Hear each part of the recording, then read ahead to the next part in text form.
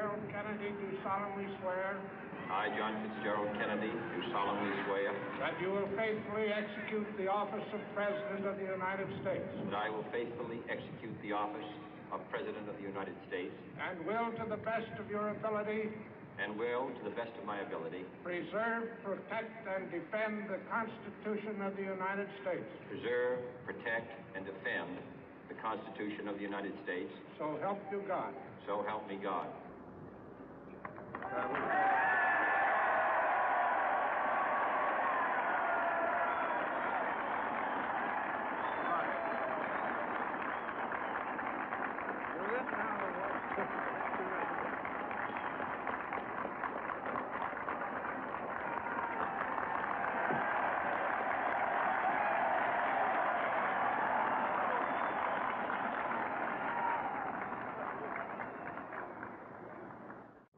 Vice President Johnson, Mr. Speaker, Mr. Chief Justice, President Eisenhower, Vice President Nixon, President Truman, Reverend clergy, fellow citizens.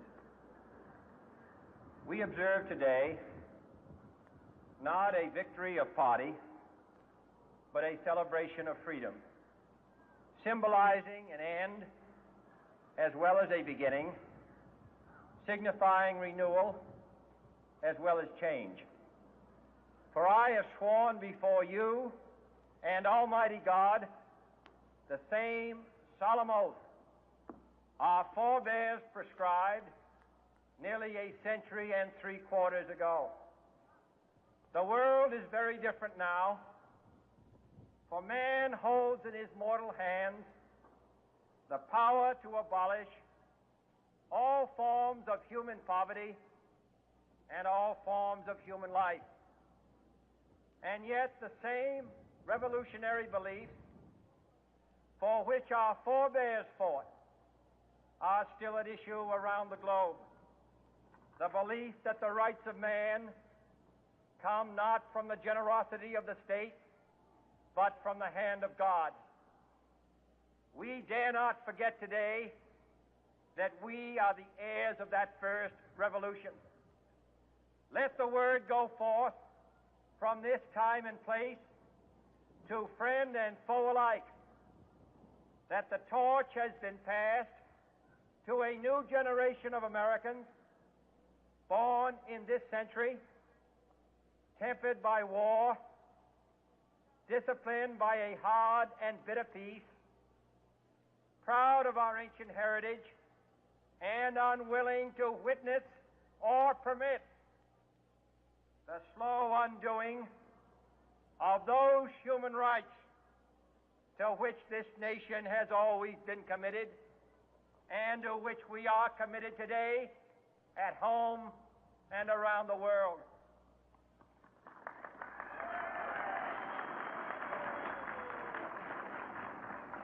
Let every nation know, whether it wishes us well or ill, that we shall pay any price, bear any burden, meet any hardship, support any friend, oppose any foe to assure the survival and the success of liberty.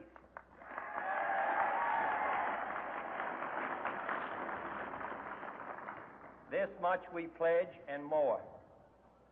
To those old allies whose cultural and spiritual origins we share, we pledge the loyalty of faithful friends.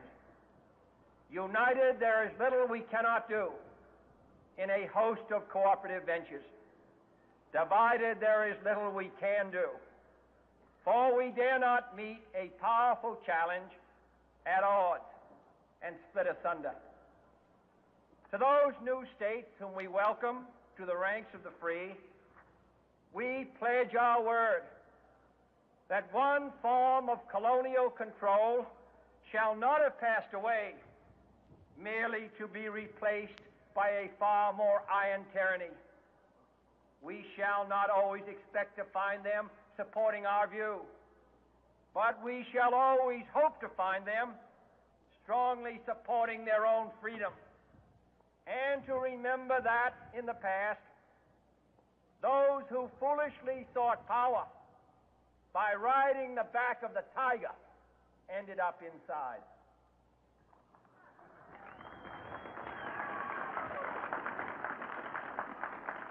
To those people in the huts and villages of half the globe struggling to break the bonds of mass misery, we pledge our best efforts to help them help themselves for whatever period is required, not because the communists may be doing it, not because we seek their votes, but because it is right. If a free society cannot help the many who are poor, it cannot save the few who are rich.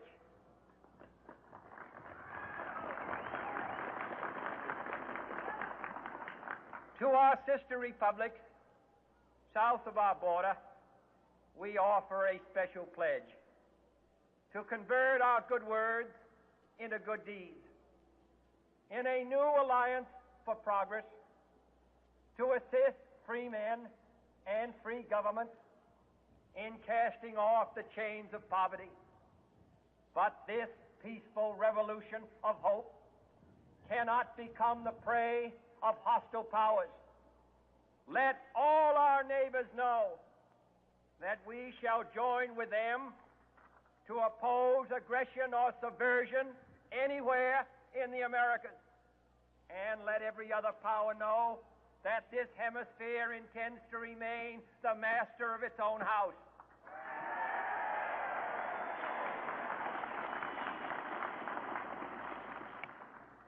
To that World Assembly of Sovereign States, the United Nations, our last best hope, in an age where the instruments of war have far outpaced the instruments of peace, we renew our pledge of support to prevent it from becoming merely a forum for invective, to strengthen its shield of the new and the weak, and to enlarge the area in which its writ may run.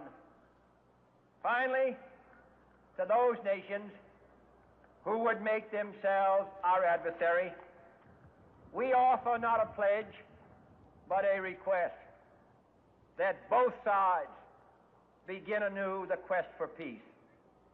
Before the dark powers of destruction, unleashed by science, engulf all humanity in planned or accidental self-destruction, we dare not tempt them with weakness, for only when our arms are sufficient beyond doubt can we be certain beyond doubt that they will never be employed.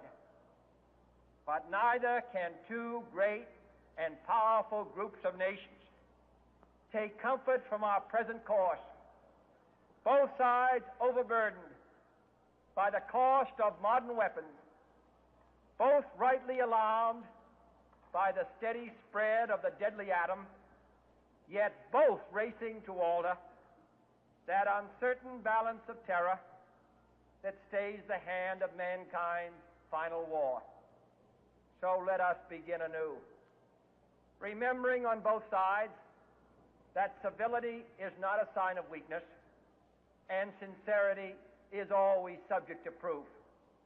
Let us never negotiate out of fear, but let us never fear to negotiate.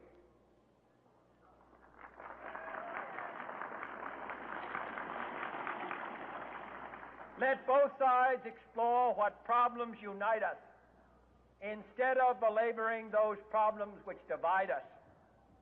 Let both sides, for the first time, formulate serious and precise proposals for the inspection and control of arms, and bring the absolute power to destroy other nations under the absolute control of all nations.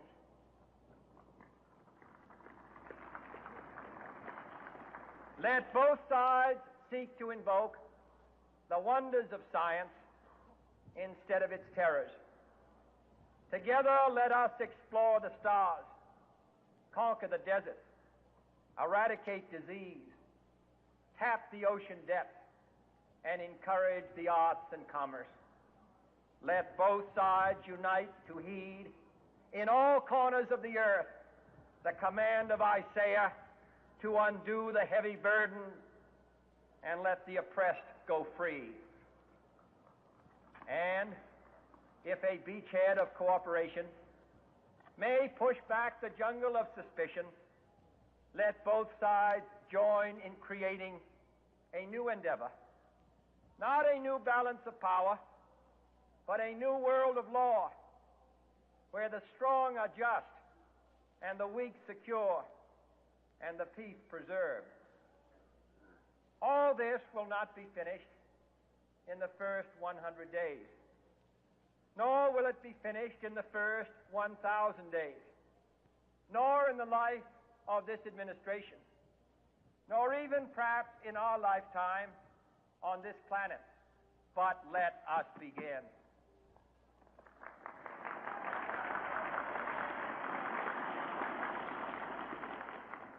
In your hands, my fellow citizens, more than mine, will rest the final success or failure of our course. Since this country was founded, each generation of Americans has been summoned to give testimony to its national loyalty. The graves of young Americans who answered the call to service surround the globe. Now the trumpet summons us again, not as a call to bear arms, though arms we need, not as a call to battle, though in battle we are, but a call to bear the burden of a long twilight struggle, year in and year out, rejoicing in hope, patient in tribulation, a struggle against the common enemies of man, tyranny, poverty, disease, and war itself. Can we forge against these enemies a grand and global alliance, north and south, east and west, that can assure a more fruitful life for all mankind? Will you join in that historic effort?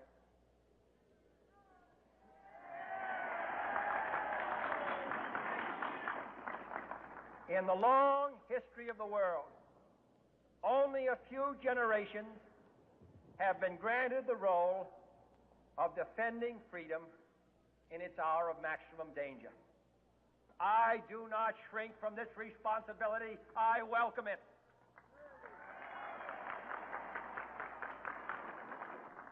I do not believe that any of us would exchange places with any other people or any other generation. The energy, the faith, the devotion which we bring to this endeavor will light our country and all who serve it. And the glow from that fire can truly light the world. And so, my fellow Americans, ask not what your country can do for you. Ask what you can do for your country.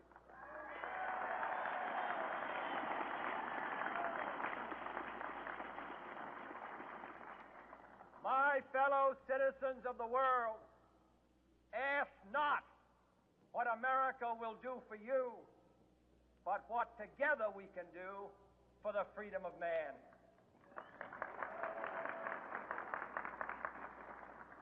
Finally, whether you are citizens of America or citizens of the world, ask of us here the same high standards of strength and sacrifice which we ask of you.